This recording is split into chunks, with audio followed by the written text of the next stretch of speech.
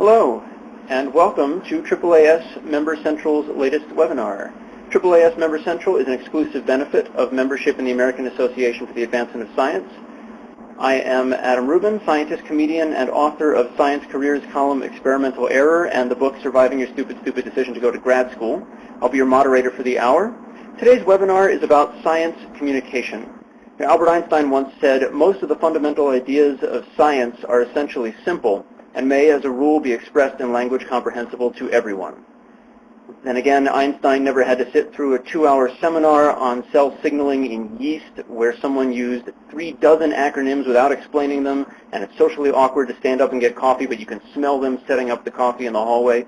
Not that this has ever happened. Many of us struggle to communicate effectively. Speaking in front of an audience can be nerve-wracking, not to mention trying to explain your research in comprehensible terms. We've all sat through presentations that were painfully long, jargon-filled PowerPoint messes, but that doesn't have to be you. AAAS has joined forces with the people at TED, the nonprofit devoted to ideas worth spreading, to help you avoid the traps that many scientists fall into when speaking, while also providing you with tips that will keep your audience engaged and informed. For those of you who aren't familiar with TED, they produce TED Talks, a series of videos featuring leaders in technology, entertainment, and design, TED, TED. These talks are viewed by millions of people all around the world, and through the years of developing these talks, they've come to understand what works, and more importantly, what doesn't work when presenting scientific topics. They're passionate about this subject and want to help all of you become good science communicators. So let's meet our TED presenters for today.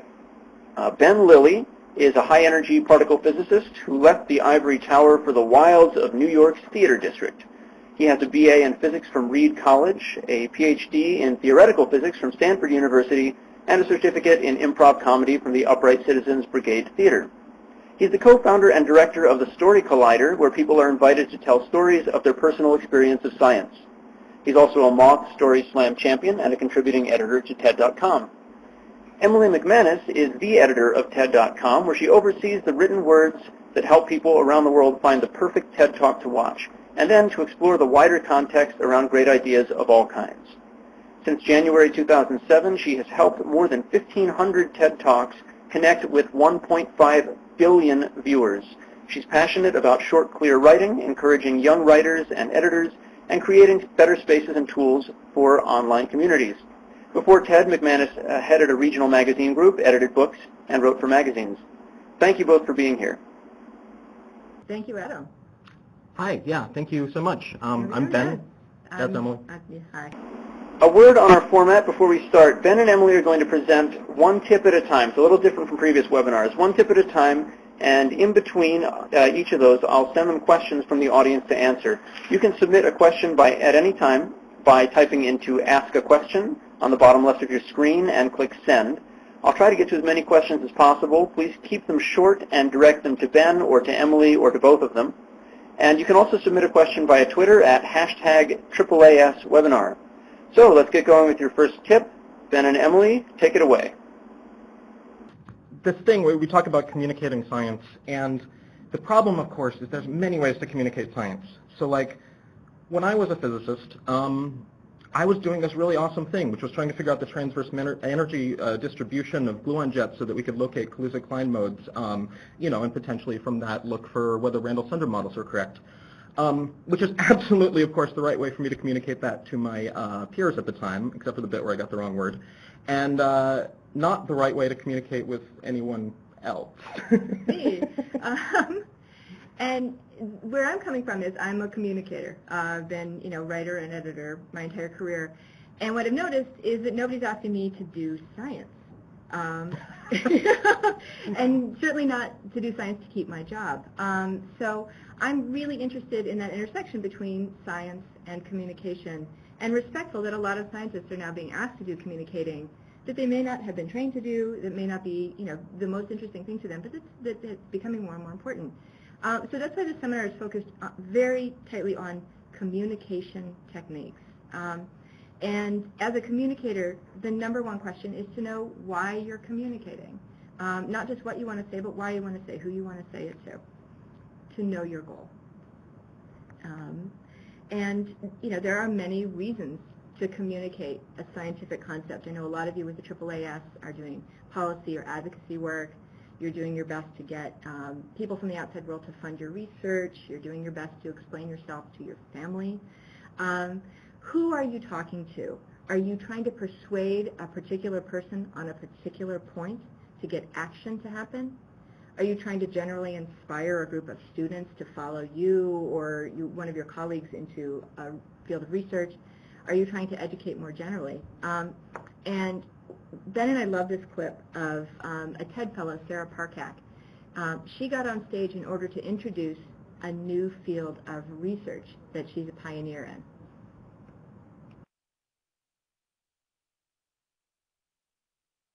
When I was a child growing up in Maine, one of my favorite things to do was to look for sand dollars on the seashores of Maine because my parents told me it would bring me luck. But you know, these shells, they're hard to find. They're covered in sand. They're difficult to see.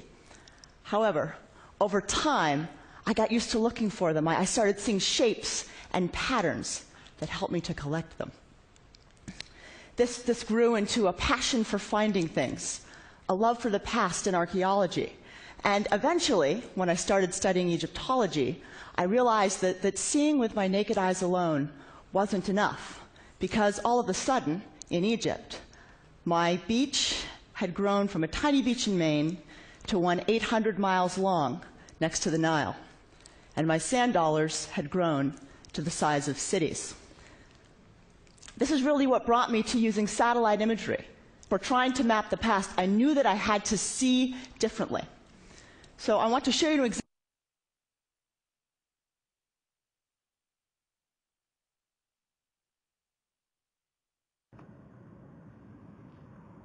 Back on? There we go. Yeah. Sorry that we were a little quiet before. There we go. Yeah. Here we go. And so, you know, one important aspect of Sarah's success as a speaker is she knows her audience. She knows they're interested, generally interested. They don't necessarily know a lot about her work, but they are interested in her.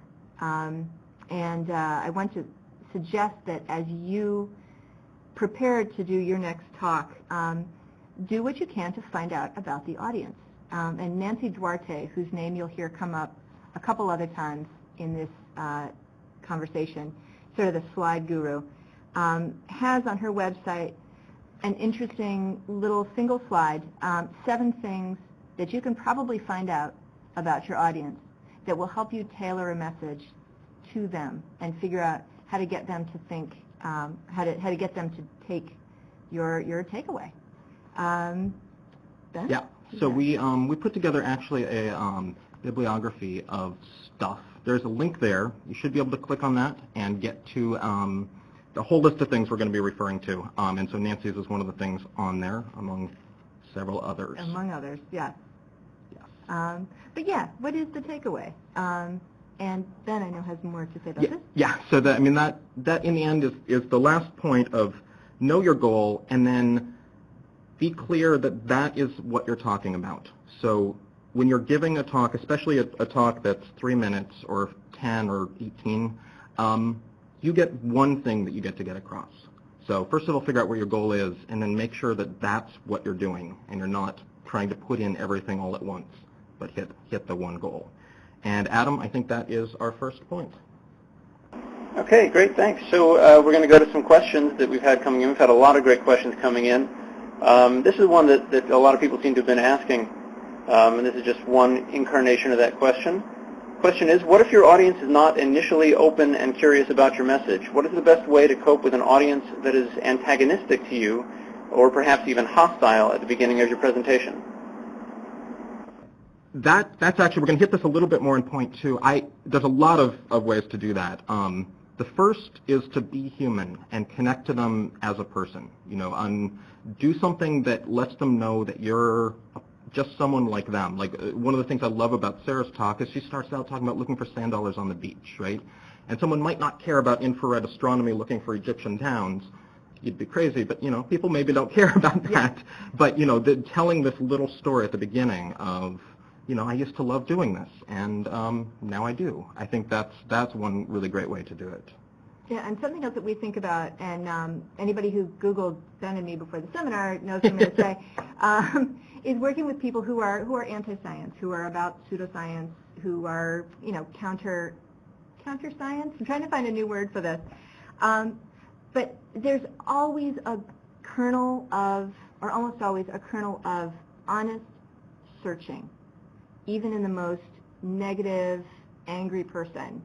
You know, somebody who is a conspiracy theorist is really just searching for a narrative of the world that works, which is sometimes really hard to accept when they're yelling at you, which they do.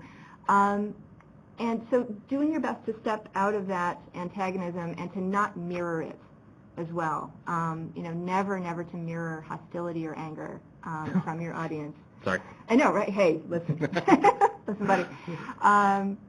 But yeah, it is tough. And it is very tempting to retreat into data and then to retreat into your club. But it is really hard and important work to move out into places that aren't instantly welcoming. All right. Well, speaking of impediments, I've gotten a couple questions on these and similar lines. And the question is, what tips do you have for speakers who have a foreign accent? And someone else asked what tip you'd have for someone who has a monotone voice. So what advice do you have for someone who has to get around an impediment that might make it a little difficult for them to communicate the science? That's really interesting. That's a really, yeah, that's a actually good question. never, I mean. Well, I'm thinking of some TED Talks that are examples, and we definitely have some TED Talks from people. My favorite one is Malte Spitz. Yes. Yes, German politician, has a very, very heavy stammer. And he actually spoke with Chris Anderson beforehand and said, you know, if you could just say something to the audience so that they don't feel sorry for me, you know, they don't, you know, that they listen to me. And knowing, you know, having the audience a little bit prepared, and then you watch the talk and you're like, this guy's really clever and really knows his stuff, and you're excused from worrying about, you know what I mean? Yeah. Like you're excused from worrying about the problem or feeling sorry for him or anything like that, which is not what he wants.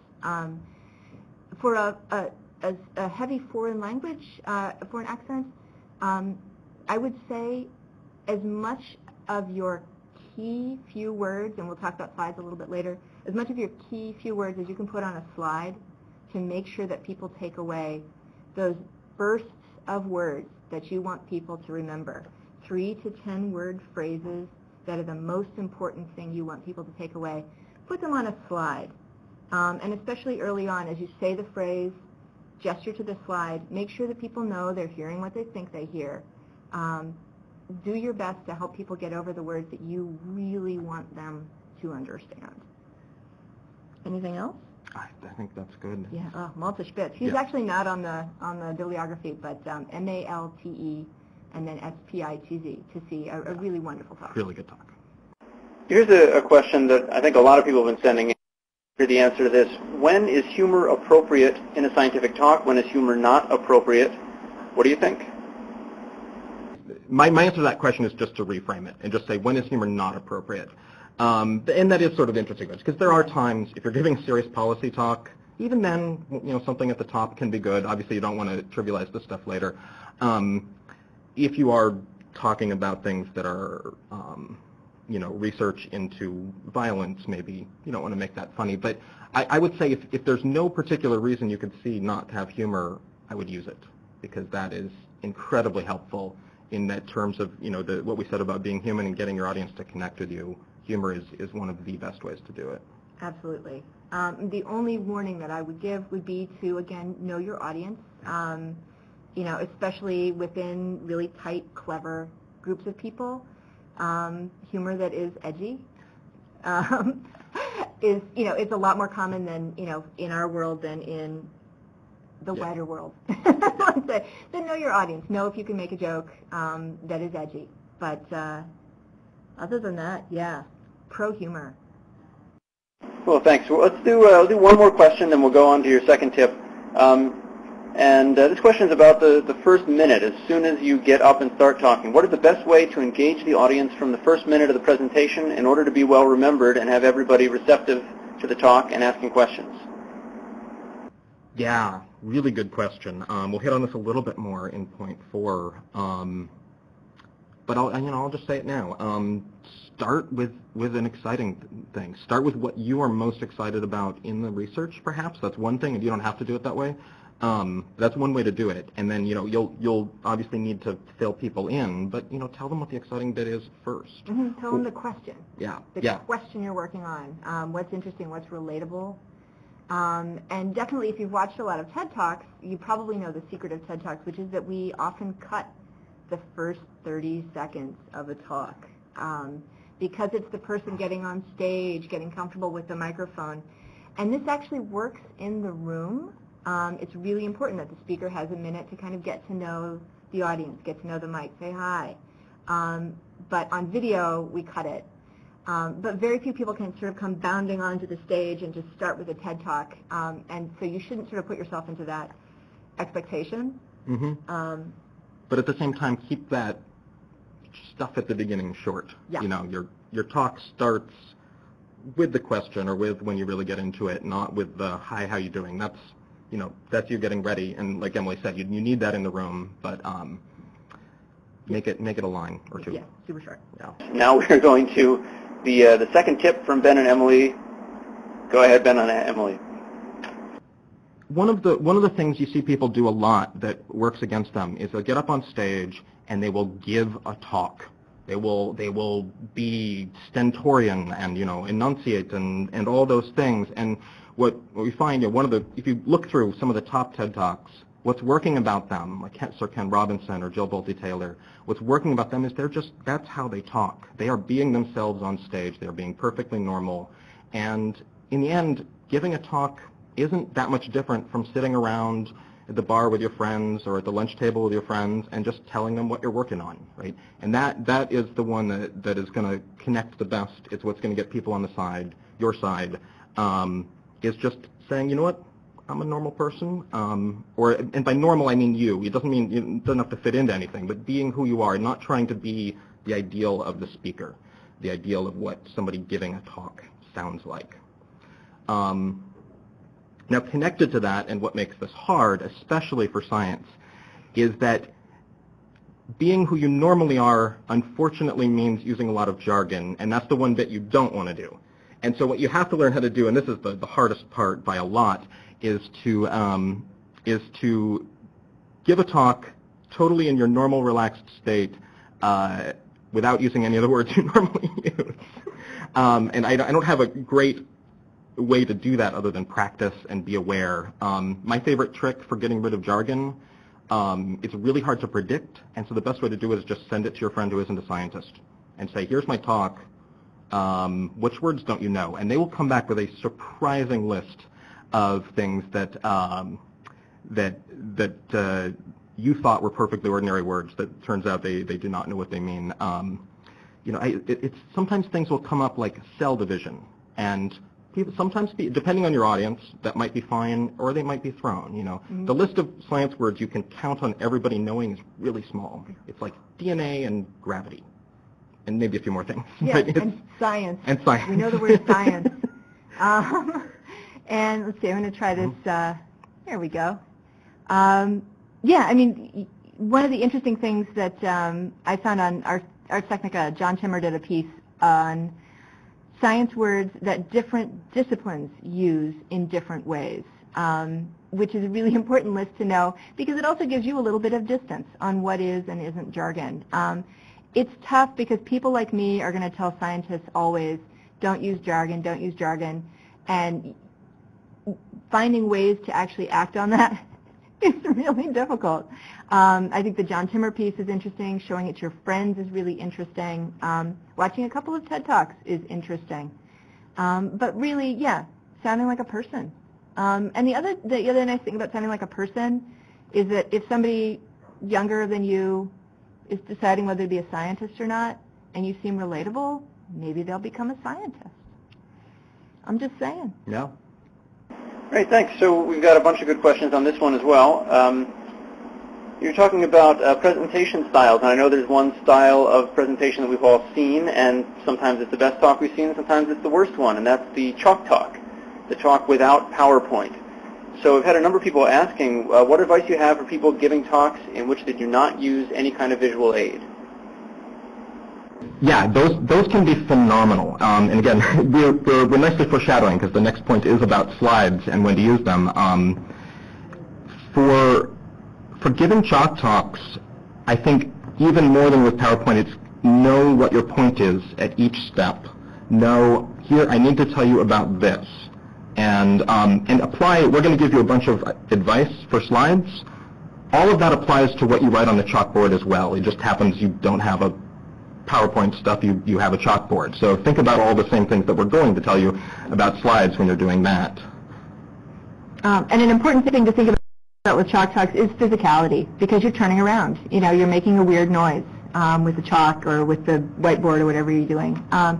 So maybe get in the room 5 minutes ahead of time and figure out the places in your classroom where you're going to plant and look forward, and make sure that you get eye contact with people before you're turning around and fiddling. Great, thanks. And just a word to people who are writing in with issues about sound. Hopefully we are fixing them. We're, with every step of this process, kind of interpolating various settings. Science word, interpolating. So next question for Ben and Emily. And this is a question I think a lot of people have. What advice do you have for someone who does not naturally seem knowledgeable and command respect? For example, someone with a voice too high, or really someone who does not look the part. And I guess by the part they mean someone who does not look commanding and like they really ought to be giving a talk to a large group of people. There's no good answer. I think the only one that's springing immediately to mind is practice. Practice a lot, and that doesn't overcome the problem of the voice or whatever it is, but it does overcome the problem of you stepping out there and you knowing you're supposed to be there. People will pick up on that as well. That's one thing you can do, clearly not a complete solution. But yeah, I mean, I'm thinking of some of the TED speakers that we've had who are non-traditional looking. Look at someone like Jane McGonigal. You know, and she gets on stage with the blonde hair and literally a bustier, you know, but she knows her stuff and she looks you in the eye. And a lot of it is, again, physicality. It's standing straight. It's really, really basic little hacks to seem confident. And, you know, like Amy Cuddy says, one of our favorite TED speakers, you know, you fake it till you make it. And especially with younger scientists, and unfortunately sometimes with women scientists or people coming in from, you know, who feel like outsiders, there's going to be an aspect where you're just like, I'm going to play a character until I become that character. I'm going to play the character of the serious scientist. Yeah, and Amy Cuddy's talk is a great one to watch on that subject, because she talks about exactly that and ways of dealing with it, and her solution is very cool. It's very fun. Cool. Yeah. Okay, we'll do one more question and we'll get to the next tip. And the question is, actually a lot of people have sent in this question as well, and this is about nerves. What if during my presentation my mind goes blank and I forget what I was about to say? Should I refer to notes? Also, I struggle with making eye contact with the audience. Do you have any advice for dealing with nerves? The first thing is, and this is super important to know, is everyone has nerves. The people you get up there and look like, you know, I was nervous before this. We both were. Everyone who gets up on the TED stage, if you see them backstage beforehand, they are shaking. Oh yeah. Even the people you wouldn't expect. So that's, just know that, and that sometimes helps. Chris has a great line he always uses about have a backup line in mind, which is just have something ready to say, like, oh, hey, I lost my place. Yeah. And just know what you're going to say when you lose your place. That's maybe a bad one, but you know something like that. And then people get it. You know, people lose their place a lot. People refer to their notes a lot. Audiences, unless you're claiming to be an actor, people aren't going to mind if you look at your notes. And knowing that is good as well. A lot of people bring note cards. You'll see that on the TED videos sometimes. People will have a little note card in their hand, or more often they're actually looking at the slide notes up in front of them, which is also a good thing. Just, you know, a little something, you know, like have this. I've seen people with the notes on the hand. But yeah, the big thing is just know that it's not the end of the world, you know, and especially like for us, because we edit, there are disasters on stage that you'll never know about. You know? Yeah, I love it. People who just stop in the middle of the talk, people whose slides stop working. And what happens in a live setting is if you're cool and don't freak out, the audience loves it. And so really the challenge when you're nervous or when something goes wrong is to have something, something positive and polite to say that your mind will just switch into. And just knowing that the most important thing is not to get your point across at that moment, but to not lose the audience by being crabby. You know? Yeah. And then for the eye contact part of the question, the thing I usually do is I find a person or a couple people in the audience and look at them. So it's you don't have to worry about making eye contact with everyone. Find someone friendly and just focus on them, and then make sure there's a couple different places. And I know some people are still nervous about doing even that, which is fine. And the thing to do then is just pick a point and make it look like you're looking at someone, but you don't have to actually be looking at them. I know 2 tricks about that. Yeah. So the first one is, and my dad taught me this because I'm hard time making eye contact. Yeah. Actually, I do, right? Well, no, because look here. Look between their eyes. Somehow you can do that if you're nervous. The other tip is more about nerves, and I learned this from our speaker coach. Go like this before you talk, and it brings up a little bit of saliva. You don't get dry mouth. When you have dry mouth, you feel it, and you get nervous, and it's a sort of weird loop. Have water nearby. Have your notes nearby if you want to wing it without your notes. Have your notes somewhere where you can reach them, just in case. Mm-hmm. Just in case. All right.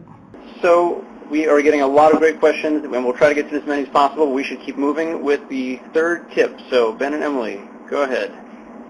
Point number 3, slides. Of me. This Yes. is you. Yes. Punctuation. Use slides as punctuation, not as your script. And that basically means the interesting stuff in your talk should be coming out of your mouth, not from your slides. And it should also, if somebody's really, really interested in your deep data, make sure they can access it. Give them a handout. Give them like a bibliography like we've got. But use your slides and your shorter presentation as punctuation, as ways to drive home a point, as ways to make sure that people get what you want them to take away. And we have we have a little clip here that he's not talking about slides here, and he's using them a couple points, but this gets to my thing about slides, which is that they should add to what you're saying. They shouldn't repeat what you're saying. So here's how Chip Kidd says this. Between the two. Now, the first day of my graphic design training at Penn State University, the teacher, Issa Mies, came into the room, and he drew a picture of an apple on the blackboard and wrote the word apple underneath. And he said, "Okay, lesson 1, listen up." And he covered up the picture, and he said, "You either say this," and then he covered up the word, "or you show this. But you don't do this. Because this is treating your audience like a moron." And they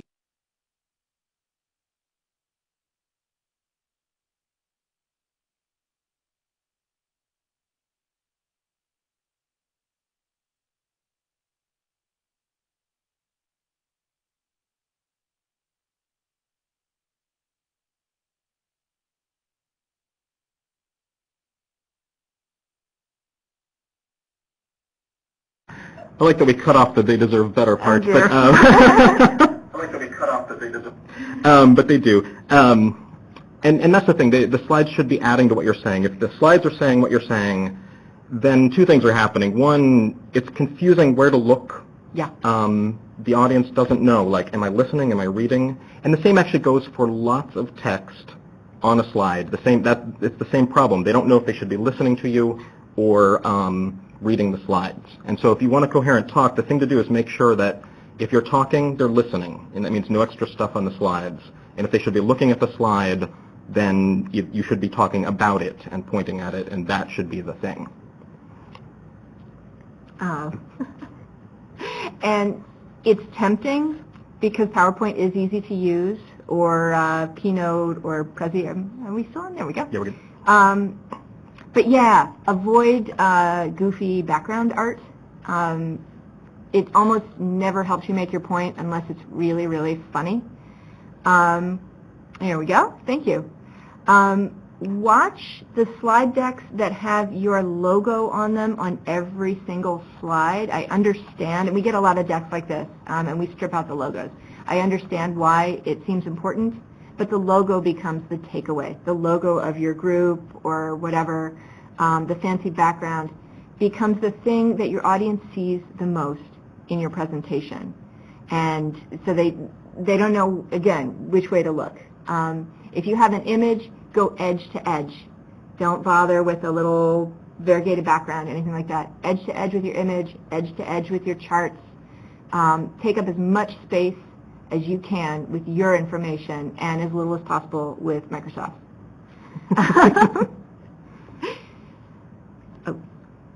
Slideology. Oh, yes. Speaking of Nancy Duarte, she wrote an excellent book called Slideology. I believe it's in our show notes. So go ahead and read that. And there's another one, Presentation Zen by Gar Reynolds, is another really great, simple slide advice piece. But both of them say the same thing. Know what you want to say. Keep it simple. Think hard about storytelling with your images, but keep the focus on you as the speaker. So you mentioned PowerPoint and Prezi and Keynote, and had people ask, what do you prefer? What are the differences? What are the strengths and weaknesses, briefly, of those? Is there one that you like using best? I was trained in Keynote, so for me, I think in Keynote, PowerPoint is certainly more commonly used. The big thing I would say, whatever platform you pick, and Prezi, again, whatever platform you pick, make sure that it ports from your computer to wherever you're going to show it. And the big problems that we see are aspect ratio problems. So knowing where you're going to be projected. Is it 16 by 9? Is it 4 by 3? Keeping your fonts very, very simple. I would avoid Helvetica entirely because there are 65 different fonts called Helvetica on the market, and the person who is taking your slides in is not going to have the flavor you have, and all your beautiful slides are going to turn into kind of soup. If you can, save your slides as PDFs as a safety. If you're being super, super careful and you're a hot-shot speaker, you'll save your slides, bring them on a USB stick as Keynote, PowerPoint, and PDF. Because really, whatever you think in, use, it's the slip between your computer and the projecting computer that you really need to focus on. Yep. Let's move from a practical question to a more philosophical question. How much data, in terms of graphs, tables, that sort of thing, should a presentation for a general audience have? And at what point does dumbing down the science turn into misinformation? What we're suggesting in any kind of presentation, especially a short presentation, is never dumbing down the science. Always backfires on you. What we're talking about is making it concise, is telling a single story using the data that is correct versus, yeah. And it's actually one of the things that I try to train people to do on my communications team. I think that's point 4, like you learn it the first day. Never dumb it down. Let your audience stretch up. Yeah.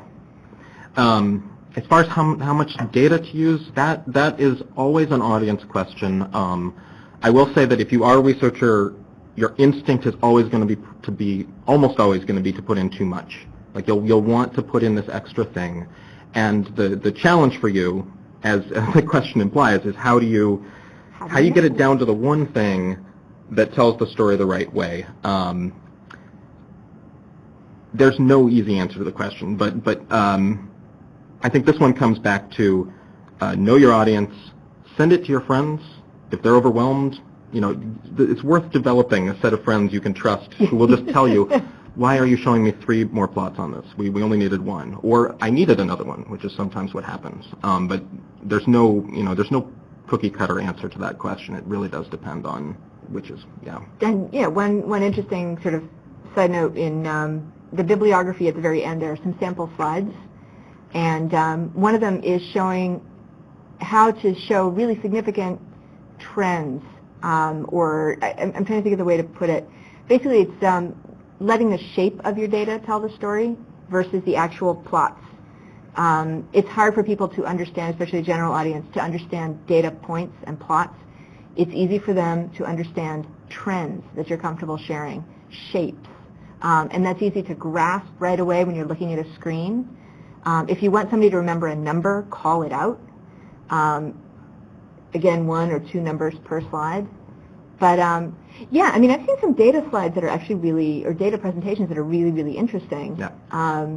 But again, 1 data point per slide or 1 major trend per slide.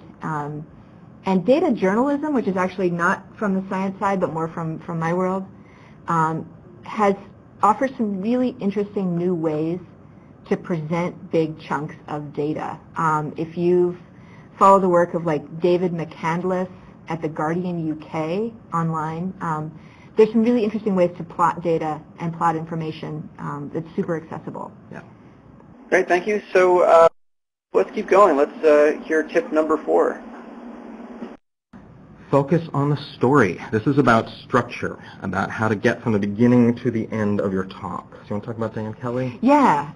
So Diane Kelly is a fascinating character. And she's a person. She's a person. I've met her. But she studies something that is a little bit giggly and hard to talk about, which is the structure of the penis, which we actually didn't know a ton about, and which is fascinating. And I could listen to her talk for 40 hours about everything she knows, but she didn't have 40 hours to give this talk. So I want to play a clip where she sets up why she studies, and then knowing that following this clip, she hits on 1 teeny bit of the problem. So listen for this. I'm going to give you an example drawn from my penis study to show you how knowledge drawn from studies of one organ system provided insights into a very different one. Now, I'm sure as everyone in this audience already knows, I did have to explain it to my 9-year-old last week. Penises are structures that transfer sperm from one individual to another.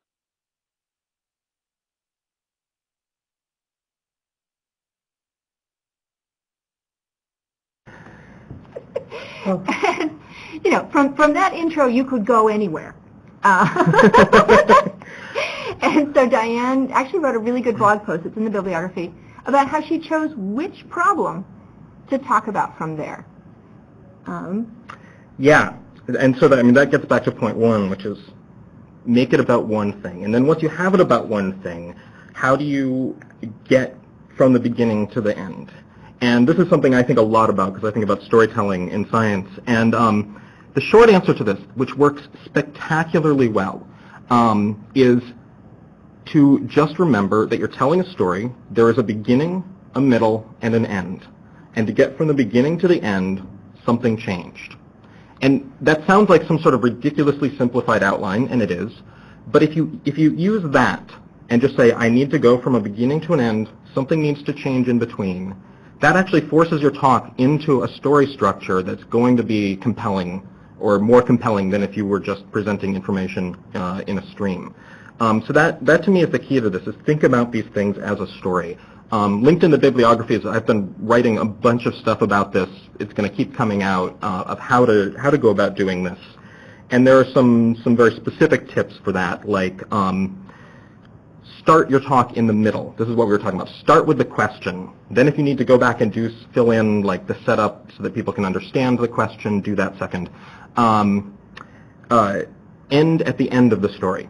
This is my favorite. But people do this a lot. They'll get to the end of the narrative. They'll get to the end of, oh, we figured this out.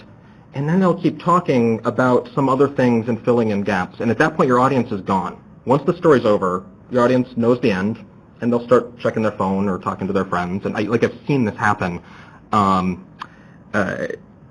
in various auditoriums. So arrange your talk so that the punchline to the whole story happens at the end of the talk. And if you're putting all of this together, there's a lot more about this, but the basic lesson is think of what you're doing as a story, beginning, middle, end. And we'll take questions on that. This is one that keeps coming up. Often the audience is a group of scientists. They expect you to use jargon. And if you use normal words, words that are more understandable, couldn't it be perceived as not being really in command of your subject? So first of all, know your audience. If you are giving a talk to an audience that is just other scientists, of course, use the appropriate level of jargon. If the room is like part scientists and part the general public, and the worry is that if you're not using jargon, your peers won't take you seriously, that's a tough one. Because yes, at that point, you really need to decide who your audience is. And frankly, you have a choice. You can talk to the general public at the risk of making your peers think that maybe you don't know what you're talking about. Or you can just decide, where I am in my career right now, honestly, I need to talk to my peers. I feel slightly dirty saying it, but sometimes that's a valid choice. But that is something you're making. The other thing you can do on that front, as a researcher yourself, is when you are in the audience, don't do that judging and let people know that you're not doing that you want them to give these talks that are accessible, and that will help, I think, with that problem. Okay, we have time for just one more question before we go on to the fifth and final tip.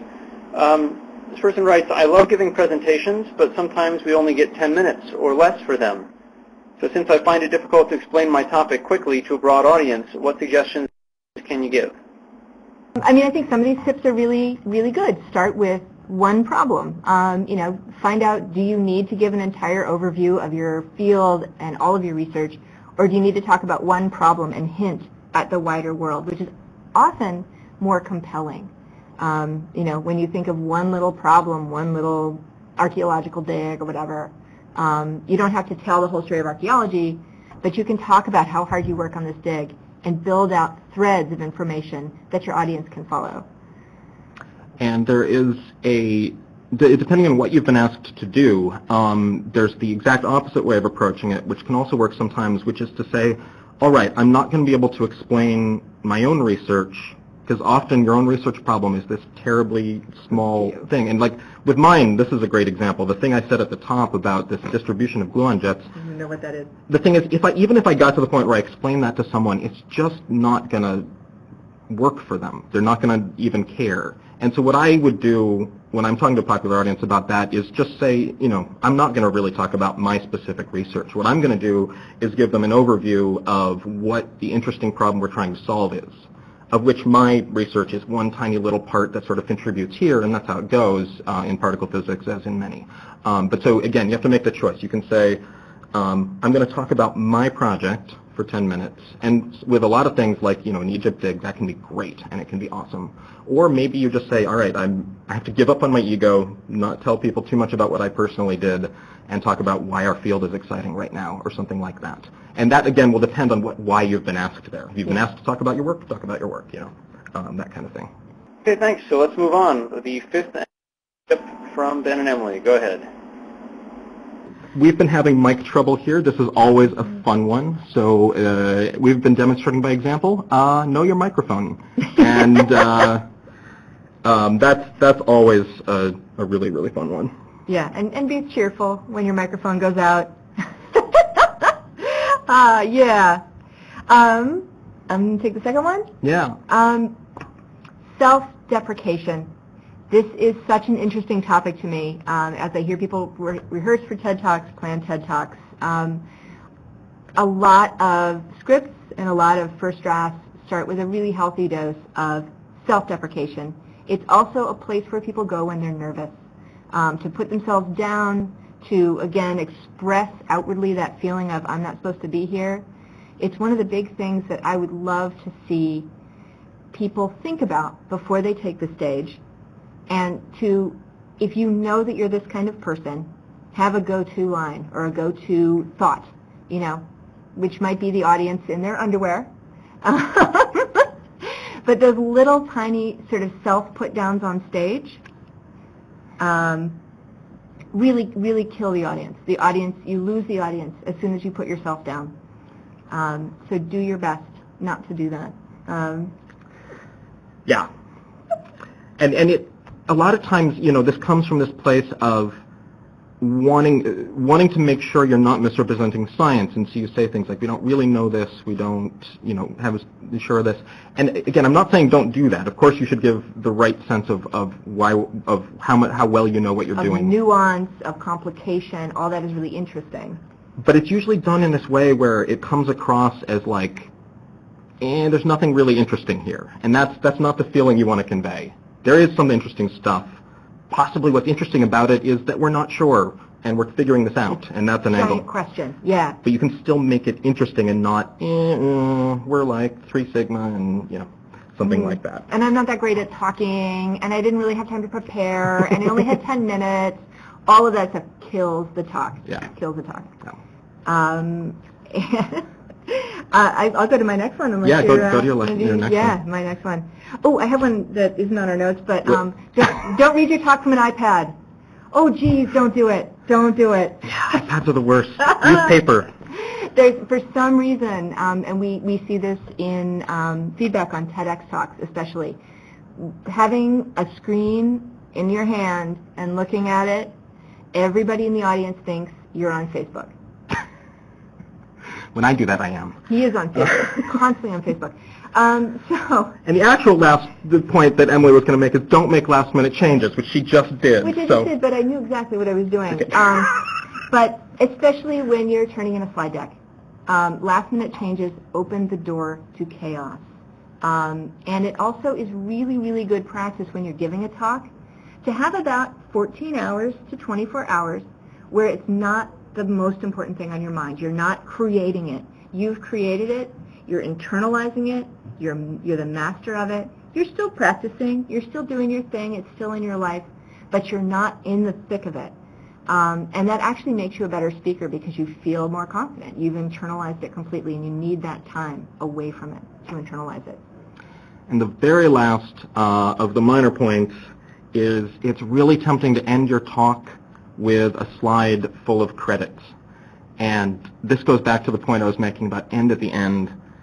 The audience is already gone. If you need to give credit to people, that's great, and of course you should find other ways to put it in the talk as you go along, and not just the, as Emily puts it, if you watch these science talks, you get the impression that all grad students ever do is just stand in a line against a wall, because those are the photos that you see.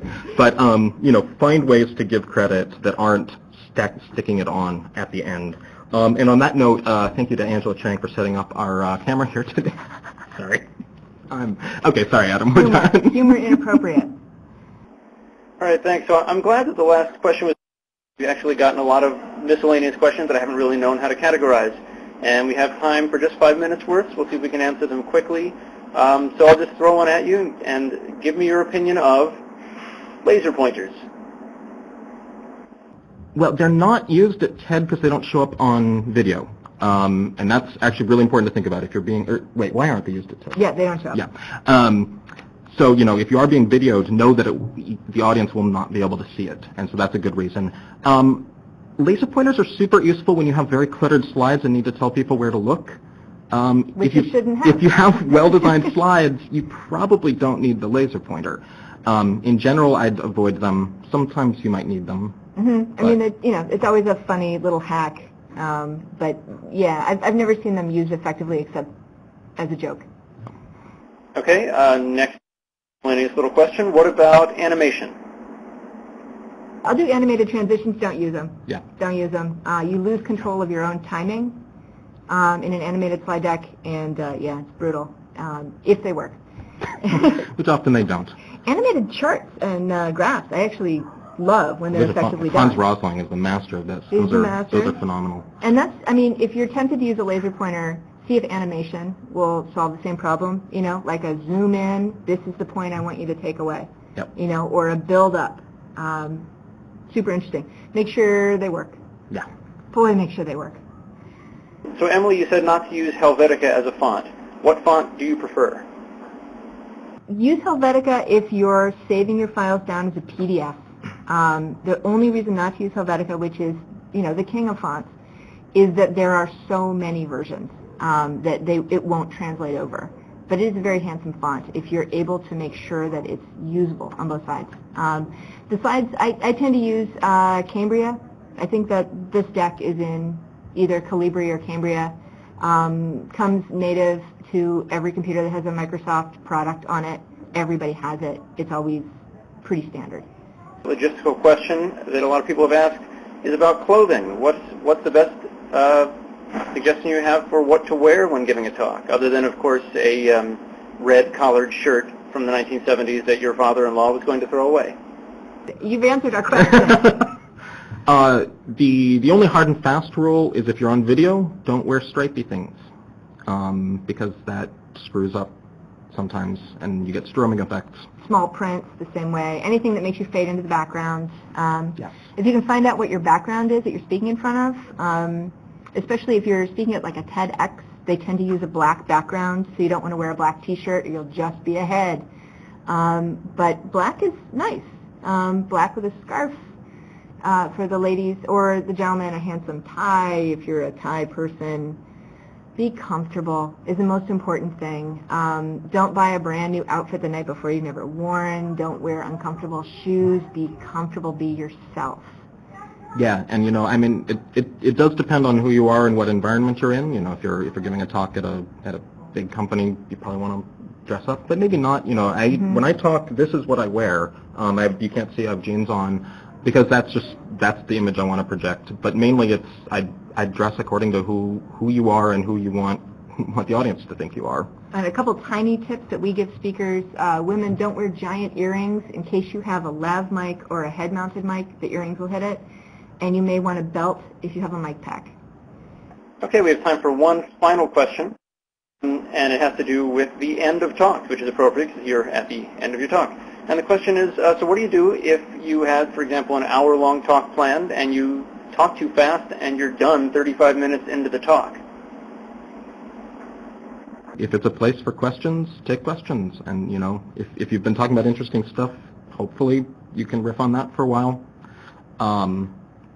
Yeah, I've never worried about that. Yeah, it's lovely. Yeah. It's a gift to the audience. Yeah. Yeah.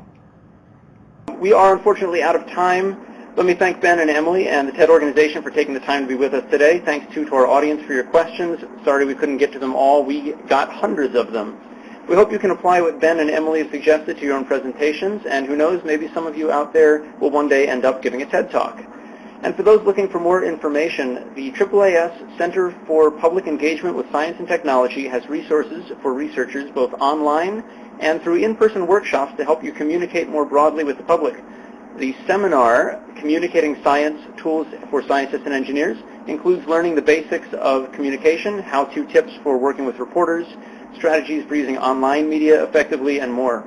Workshops are available for scientists and engineers interested in learning more about science communication tools and techniques. Please contact AAAS at communicatingscience@AAAS.org if you're interested in hosting a workshop at your institution. This webinar will be archived for viewing again at membercentral.AAAS.org. Please visit the site for information on future webinars, and follow us on Twitter at #AAASwebinar. For AAAS, I am Adam Rubin. Everybody have a good day.